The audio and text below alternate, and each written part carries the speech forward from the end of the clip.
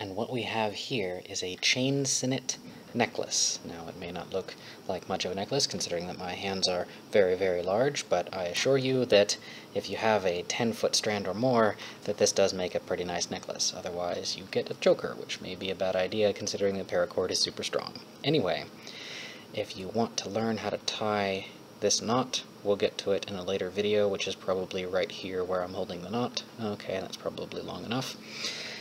Anyway, this is one of the few rapid deployment pieces.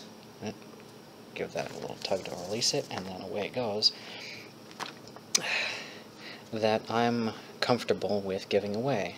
This is called a chain Sinnet because that pattern right there looks quite an awful lot like chain links. It looks slightly chainy from other angles as well.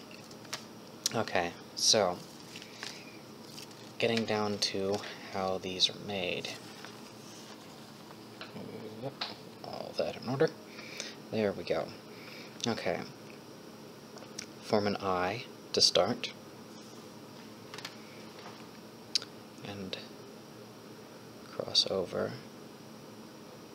And tuck a bite where this is tucking, and this is a bite, a middle of a curve through the eye. Then tighten that. I prefer not to have too long a tail between the stopper knot and where the pattern actually starts. Now I'm going to adjust that down a little bit. One of the things that, and this draw loop, this slip knot right here that we've just made, will be the next eye that we pull a bite through, and then we just repeat this process.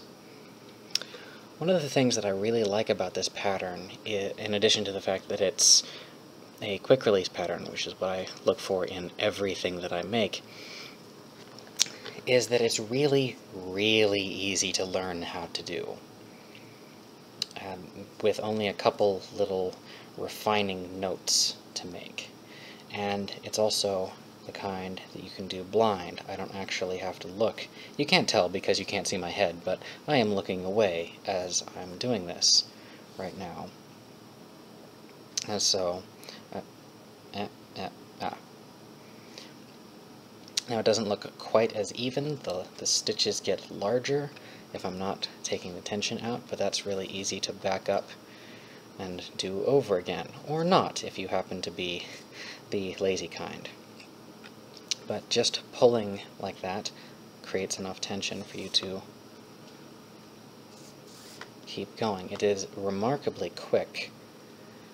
See, even with the backing up, it was really easy to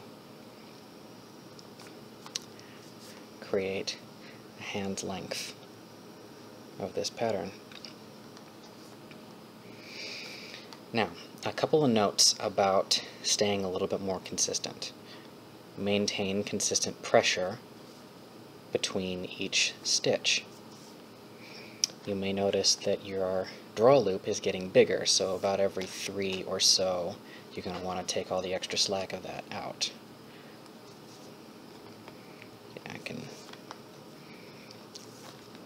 And if you have a weaving rig, like I show right here, I'm assuming, maybe, I don't know if I'm going to get to that one, then you can more easily control the size of this bite right here. And they're easy to do really, really quickly. Like if you felt like it, you could bust this out really fast.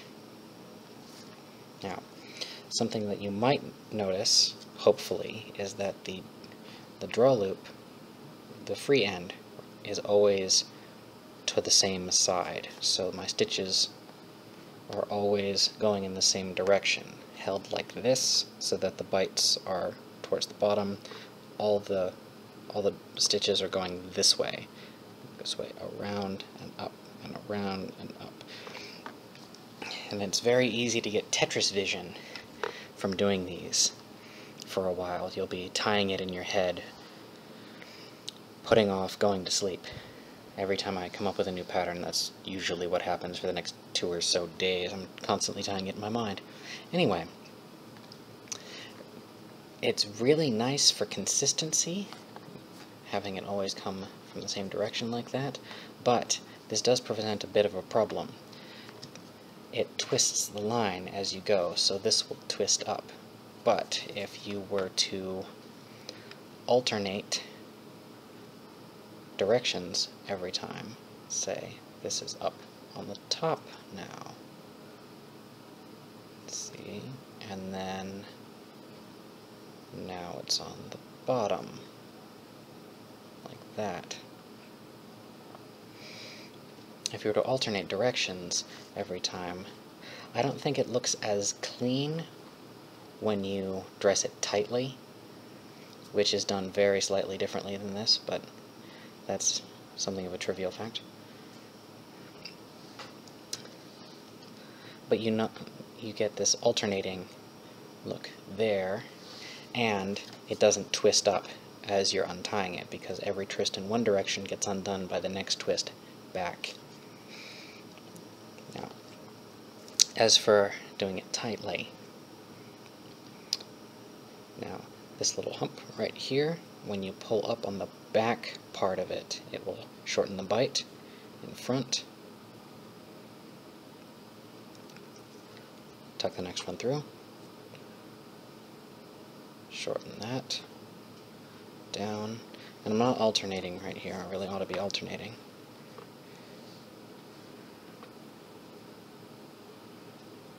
Pull that up and down. And because it's all very tactile, you can still do this blind. It's just slightly more time-consuming, which is not why we're learning this knot. Alright, and you can see that the last couple stitches there are very consistent with one another, and pretty small. And that changes our compression ratio, which is about 3. This will cut whatever length to a little better than a third of what it used to be when you got started. Okay, so I'm gonna rapidly approach the end there, and now when you have about a palm's width left plus the bite there,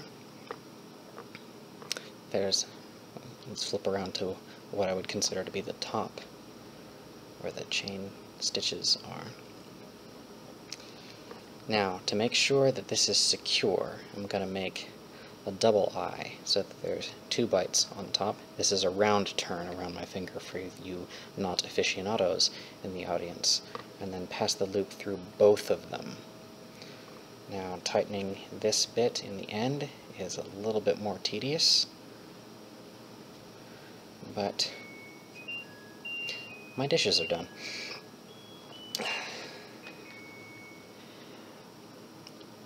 Looks very nice. This is quite secure, and it forms a fixed loop because this little end right here has, I'm going to do that for you too,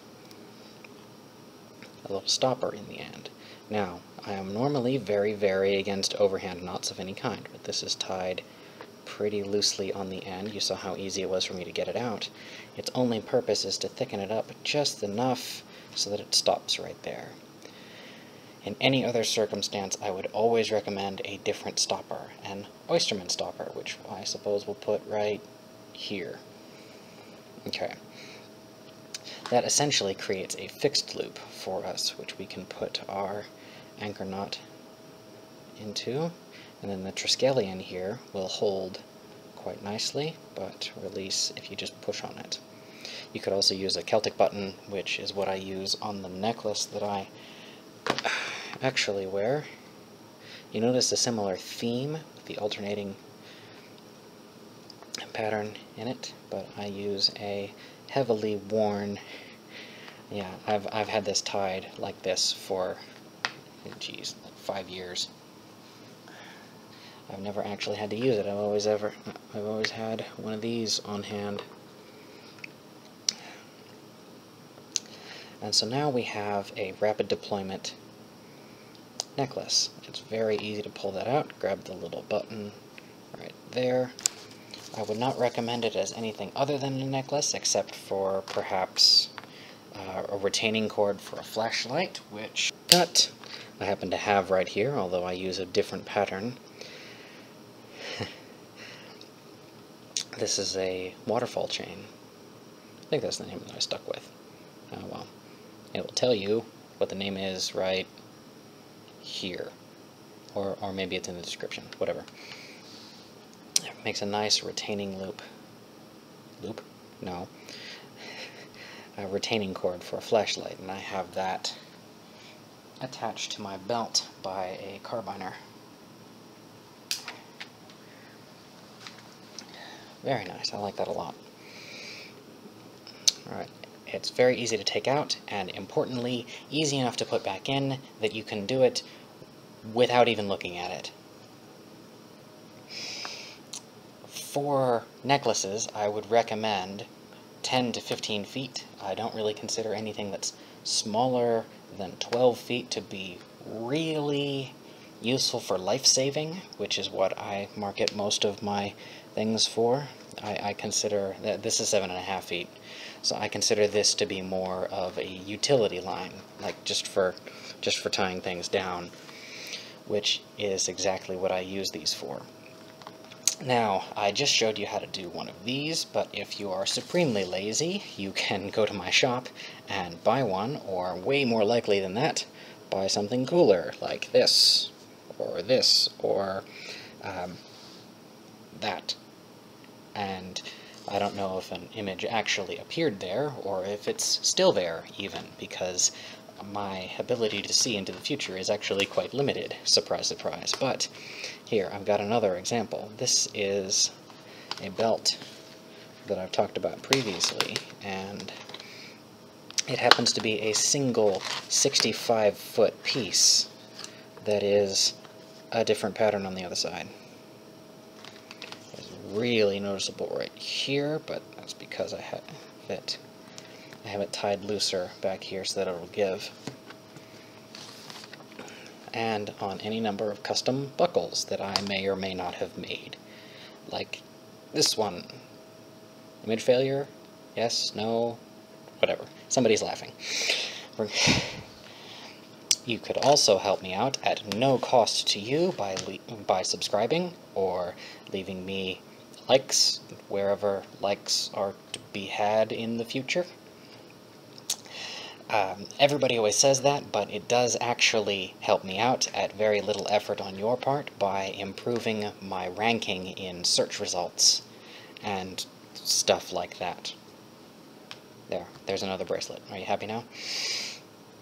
You could also see any of my other playlists about knot tying of various kinds. I intend, at least, to do things that are quick release, things that are for work, essentials, all sorts of things, and that also includes the ninja way of tying stuff like that. A little bit of showing off. Alright, hopefully you like me enough to at least give me a thumbs up, and thank you for watching.